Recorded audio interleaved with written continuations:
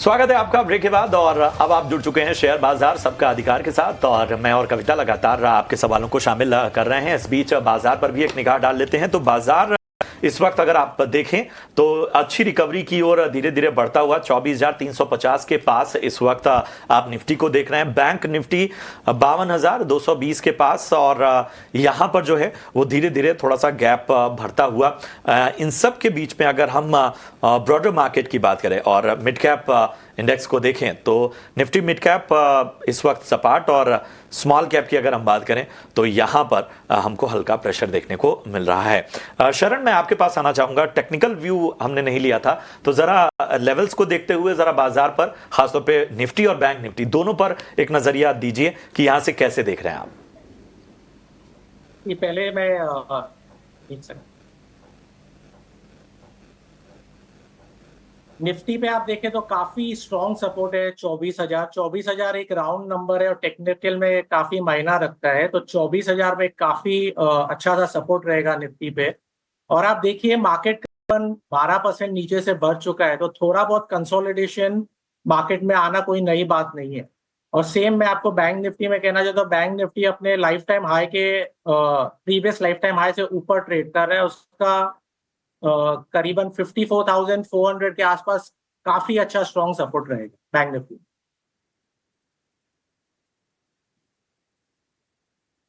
सवाल भी शुरू करते हैं, और यूट्यूब से मनोज गंगवार हैं, अपना सवाल पूछ रहे हैं। और वैसे तो हम जवाब दे चुके हैं रिलायंस पर, लेकिन फिर भी इनका सवाल ले लेते हैं। गौरांग, आप हमारे साथ बने हुए हैं। इन्होंने 1200 के रेट पर खरीदारी कर रखी है, लगभग 400 क्वांटिटी है। नजरिया केवल 6 महीने का ये बोल रहे हैं, लेकिन गौरांग देखिए, मौजूदा परिस्थिति में इस प्रकार की समय सीमा रखना अनिवार्य है, क्योंकि पहले तो अनिश्चितता का वातावरण है। और अगर इनके पास समय सीमा की पाबंदी नहीं है, अगर लंबी अवधि का नजरिया रख सकते हैं। और एक बात ये भी है कविता, 3-6 महीने या 1 साल से कम अगर किसी का नजरिया है तो हम सक्षम नहीं है किसी प्रकार की टिप्पणी करने के लिए। अगर लंबी अवधि का नजरिया है तो नतीजों को ध्यान में रखते हुए और जो परिवर्तन आने वाले भविष्य में होगा, खास करके आमदनी में, नतीजों में, कारोबार को लेकर के, नए कारोबार को लेकर के, तो हमारी खरीदारी की राय है। और मैं आपके चैनल 18 स्वदेश के माध्यम के द्वारा आपके दर्शकों को एक नम्र विनंती करना चाहूंगा कि अगर आप छोटी अवधि के लिए कारोबार करते हैं तो बहुत ही सावधानी से आपको कारोबार करना होगा, क्योंकि जिस प्रकार की परिस्थिति है बाजार में, अनिश्चितता का वातावरण बिल्कुल आ सकता है। ये है राय, और इसके साथ ही आपको एहतियात के तौर पर गौरांग सर ने बताया कि इस बाजार में रणनीति क्या रखें। बढ़ते हैं आगे, और रोहित गुप्ता हमारे साथ इस वक्त जुड़े हुए हैं। रोहित, गुड मॉर्निंग, कहां से बात कर रहे हैं? बात कर रहा हूं, इसके साथ ही आपको एहतियात के तौर पर रोहित, हेलो, जरा अपने टीवी का वॉल्यूम आप म्यूट कर दीजिए। जी सर, कर दिया। जी जी, अब बताइए आपका सवाल क्या है? सर, मेरे पास एनएचपीसी के 200 शेयर है, 89 प्राइस है। ठीक है, इस पे क्या है, इसको अभी बढ़ेगा या नहीं बढ़ेगा सर? ठीक है, एनएचपीसी की आप बात कर रहे हैं। आईआरबी इंफ्रा भी लिया आपने? हाँ जी सर, आईआरबी इंफ्रा भी है 59। ठीक है, ठीक है, चलिए दोनों पर राय देते हैं। शरण, मैं आपके पास आना चाहूंगा। 59 की प्राइस से आईआरबी इंफ्रा इन्होंने लिया हुआ है, और 89 की प्राइस से इन्होंने एनएचपीसी में खरीदारी की हुई है। दोनों स्टॉक पर जरा राय दीजिए। पहले एनएचपीसी पे बात कर लेते हैं। एनएचपीसी काफी डिसेंट लग रहा है, नीचे से क्लियरली राउंडिंग बॉटम पैटर्न बना रहा है। और आप 91 के ऊपर एक काफी अच्छा ब्रेकआउट भी देख सकते हैं। मोमेंटम काफी अच्छा है स्टॉक में, मूविंग क्रॉसओवर भी देख सकते हैं। तो ये स्टॉक में बने रहिए, काफी अच्छा लग रहा है। एक बार 91 के ऊपर आप ऊपरी लेवल्स 100 के लेवल भी देख सकते हैं स्टॉक में। सेकंड, आईआरबी को देखते हुए, आईआरबी काफी नेगेटिव है, लोअर हाई लोअर बॉटम्स बना रहा है, काफी मूविंग एवरेज के नीचे है, अभी कंसोलिडेट कर रहा है, अभी कोई राय नहीं है स्टॉक में। 50 के ऊपर आप ट्रेंड रिवर्सल देख सकते हैं, पॉजिटिव ट्रेंड की टुवर्ड्स। अभी कोई राय नहीं रहेगी, अभी कंसोलिडेशन फेज में है स्टॉक। चलिए, विकास भगत का सवाल लेते हैं। नांदेड़ महाराष्ट्र से सवाल भेजा इन्होंने। इनके पास टाटा मोटर्स है गौरांग 664 पर, और खैर नजरिया इनका छोटा है तो शरण से ले लेती हूँ, 2 से 3 महीने ही रुकना चाहते हैं और बहुत स्पेसिफिकली स्टॉप लॉस मांग रहे हैं।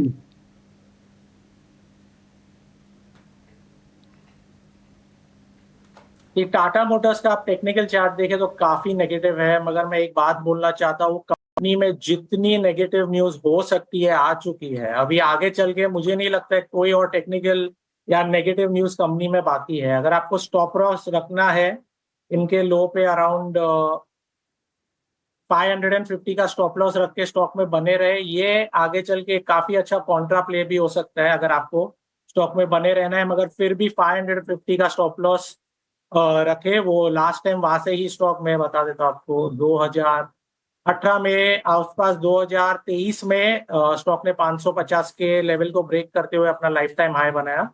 तो 550 के स्टॉप लॉस से आप टाटा मोटर्स में बने रहे, काफी अच्छा कॉन्ट्रा प्ले भी लग रहा है। राय आपको। और इन सब के बीच में बड़ी खबर आपको बता दें, थोड़ी देर में पीएम आवास पर सीसीएस की बैठक का शुरू होने वाली निगाहें रहेंगी। हम भी लगातार इसके बारे में आपको ताजा अपडेट देते रहेंगे और इस खबर पर भी निगाह रखनी होगी बाजार के लिहाज से।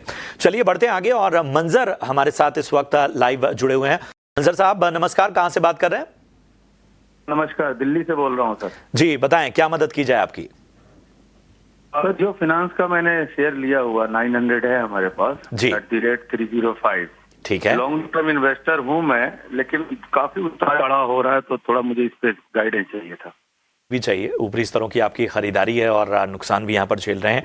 लॉन्ग टर्म इन्वेस्टर हैं गौरांग सर, लेकिन फिलहाल नुकसान झेल रहे हैं जियो फाइनेंस में। बताइए क्या राय बनेगी? 305 रुपए का भाव जो है उनकी खरीदारी का है। देखिए, लक्ष्यांक के रूप में अगर आप पूछे तो लंबी अवधि के लिए 350 के आसपास का लक्ष्यांक है और इनके पास एक मौका भी था जब ये अभी अभी मेरे ख्याल से 2-3 हफ्ते पहले 210 तक पहुंच गया था। मेरे ख्याल से उसी दिन के आसपास, उसी समय के आसपास हम हमारी चैनल ईटीएन हाउस स्वदेश पर थे और हमने ये टिप्पणी करी थी कि जब इसका विभाजन हुआ और इसका मूल्यांकन निर्धारित करने के लिए एक आधे घंटे का स्पेशल सेशन रखा गया तो इसकी बुक वैल्यू करीबन 200 के आसपास थी। 260 के ऊपर गया और फिर नीचे के तरफ काफी लंबे समय तक कामकाज करता रहा और फिर आखिरकार ये 260-275 पे गया और फिर वापस नीचे की तरफ के दायरे। मौजूदा स्तर करीबन 260 के आसपास। यहां पर भी अगर इनके पास निवेश लायक पूंजी है तो 900 शेयर ये बता रहे हैं इनके पास है। आधी संख्या में यानी कि करीबन 450-500 शेयर्स अगर इनके पास निवेश करने के लिए लंबी अवधि की मैं बात कर रहा हूं प्रशांत भाई, अगर पूंजी है तो पूरी ताकत नहीं, यहां पर आप 100-200 शेयर्स चाहिए तो जोड़ सकते हैं, जिससे आपका जो खरीद का स्तर है पहले वाला वो नीचे आ जाएगा।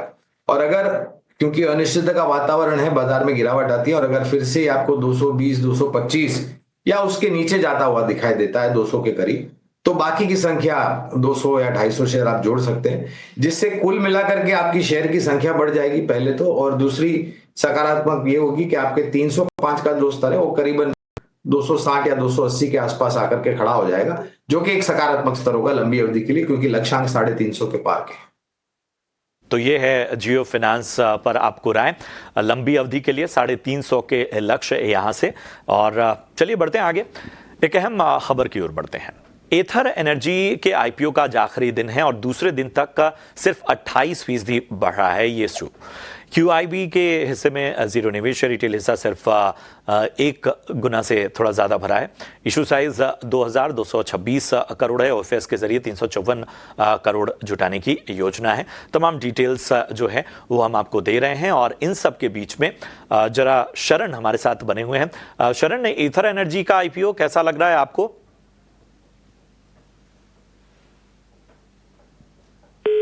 साल भर साल बढ़ते ही जा रहे हैं। FY22 में 350 करोड़, FY22 में 860 करोड़, FY22 में 1060 करोड़, पिछले 9 महीने में 600 करोड़ का लॉस।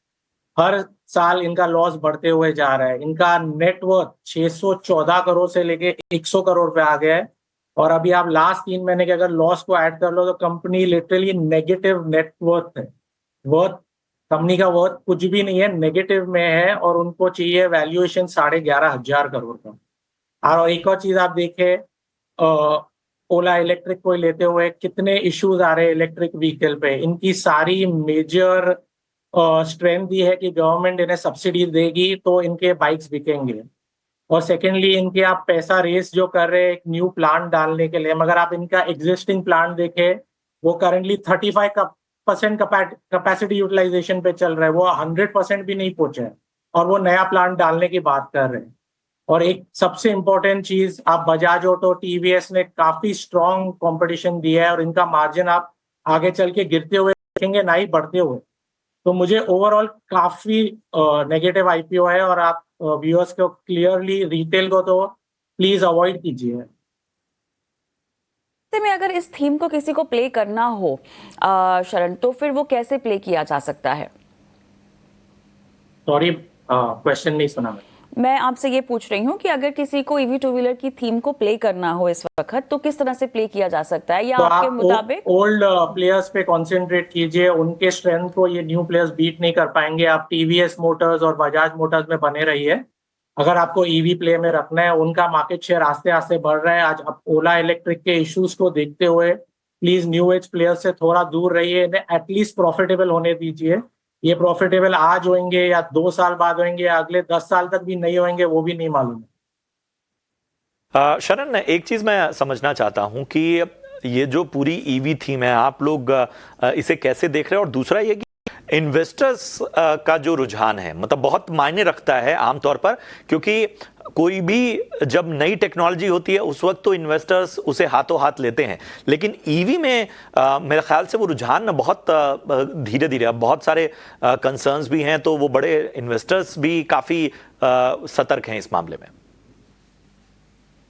और आप एक और चीज नोटिस कीजिए, ईवी की जो बैटरी टेक्नोलॉजी है इंडिया में इतनी एडवांस नहीं है। ये काफी हद तक बैटरी चाइना से भी इंपोर्ट करते हैं। अभी जो इश्यूज को लेके चाइना ने rare earth mineral export ban कर दिया है, उसको लेते भी ये कंपनियों को काफी तकलीफ हो सकती है आगे चल के। मैं एक और चीज मेंशन करना चाहता हूँ। और राइट, चलिए, तो यहाँ पर तमाम रेड फ्लैग्स जो आपके सामने हमने रखे हुए हैं, और इसी को चलते हुए दर्शकों से यही गुजारिश है कि आगे बहुत सतर्क रहें और तमाम बातों को ध्यान में रखते हुए भी अपने इस ट्रेड में आगे बढ़ने की सलाह जो है आपको दी जा रही है। चलिए, और दर्शकों के सवालों की ओर हम बढ़ते हैं। हमने यूट्यूब के ज़रिए ऋषभ ने हमें सवाल भेजा है और पीएफसी लिया हुआ है इन्होंने, और इन्होंने 418 के भाव पे शरण खरीदारी कर रखी है। 15 से 20 दिन के लिए ही इन्होंने स्ट्रिक्टली ये खरीदारी कर रखी है। चार्ट काफी नेगेटिव है और आज के लो के नीचे आपको स्टॉप लॉस रखना चाहिए। 408 के नीचे आप फास्ट मूव 370 के तरफ देख सकते हैं, तो आप क्लियरली 405 का स्टॉप रखिए। करंटली चार्ट काफी नेगेटिव है और एक बार स्टॉप लॉस हिट हो जाए तो स्टॉक से निकल जाए। तो यहाँ से निकलने की आपको सलाह जो है वो लेवल्स खास तौर पर आपको बताया गया। चलिए बढ़ते हैं आगे, और YouTube से और भी सवाल हमारे पास आ रहे हैं। नामदेव साहब का पुणे से सवाल लेते हैं। स्विगी पर राय जानना चाहते हैं। क्वांटिटी इनकी 155 है, 125 के भाव पे इन्होंने लिया है। 1 महीने का नजरिया है। गौरांग सर, आप हमारे साथ बने हुए हैं क्या? नहीं। चलिए शरण के पास ही चलते हैं। शरण, बताएं क्या राय बन रही है इस वक्त स्विगी पे, और इनकी बाइंग प्राइस 125 की है। अच्छा खासा मुनाफा इन्होंने यहाँ पर बनाया हुआ है, तो जाहिर सी बात है अब इस बाजार में सोच रहे होंगे मुनाफा बांध लिया जाए या क्या किया जाए। 1 महीना देना चाहते हैं सिर्फ। प्रशांत सर, मुझे लगता है कुछ मिस्टेक है। स्विगी का रेट 319 है और इनका आईपीओ करीबन 400 के आसपास आया था, तो मुझे लगता है बाइंग में कुछ मिस्टेक है प्राइस में। ठीक है, फिर भी स्विगी कैसा लगता है आपको? ये हम बेहतर करेंगे। कंसोलिडेट कर रहा है, सपोर्ट लेवल्स पे है। चार्ट में कुछ है नहीं। अच्छा खासा ट्रेंड रिवर्सल आपको देखा जाएगा 375 के ऊपर। अभी चार्ट में कुछ नहीं दिख रहा है, और अगर 300 के नीचे जाएगा तो काफी स्ट्रॉन्ग ब्रेकडाउन आ जाएगा स्टॉक में। चलिए अब एक ब्रेक लेते हैं। ब्रेक के उस पार भी दर्शकों के सवालों के जवाब दिए जा रहे हैं। शेयर बाजार सबका अधिकार।